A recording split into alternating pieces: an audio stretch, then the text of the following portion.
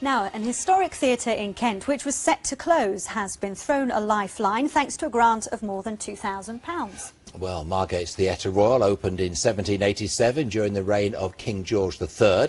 It's the second oldest theatre in Britain and the oldest unrestored theatre in the country.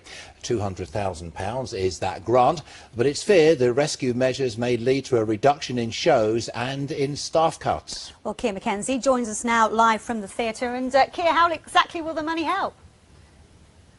Well, as you say, this is a Georgian theatre and it is one of the oldest in Britain. There have been thousands of performances here and the atmosphere really is quite amazing. But over the years, they've failed to fill some of these seats and that's put the theatre in financial jeopardy. Well, according to the council, they're here to solve all those problems. They're offering to buy the freehold, lease it back to the trustees, clear the debts and therefore hopefully secure the future of the theatre, which is good news if you consider that this has attracted some of the biggest names in showbiz over the years, among them Charlie Chaplin, who performed here in the early 1900s, also Dame Judi Dench, who performed here about 8 years ago before she was a dame, and someone you could say has been performing since her career began, and that's the MP, Anne Widdecombe.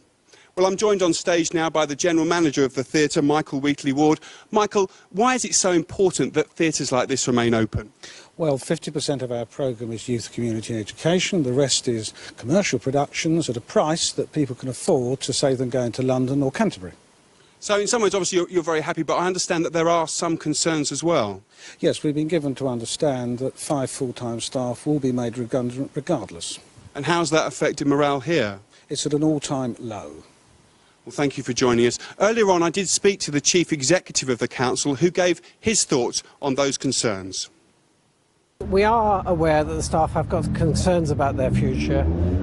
We will want to work with the trustees to try and make sure those concerns are taken into account as much as possible. But inevitably, when a theatre is going through the sort of change proposed, this is always going to be a very difficult period. So are their jobs secure? I can't say that for certain, no. So as you can see, it's good news and bad. The future of the theatre is secure, but the future for staff, well, that certainly isn't. Back to you. All right, Keir, thank you very much. They can't have known you were going, Keir. Theatre's nearly empty behind you, mate. It's not a big performance. Ah. Poor Keir, no one showed up. Let's move on to sport now.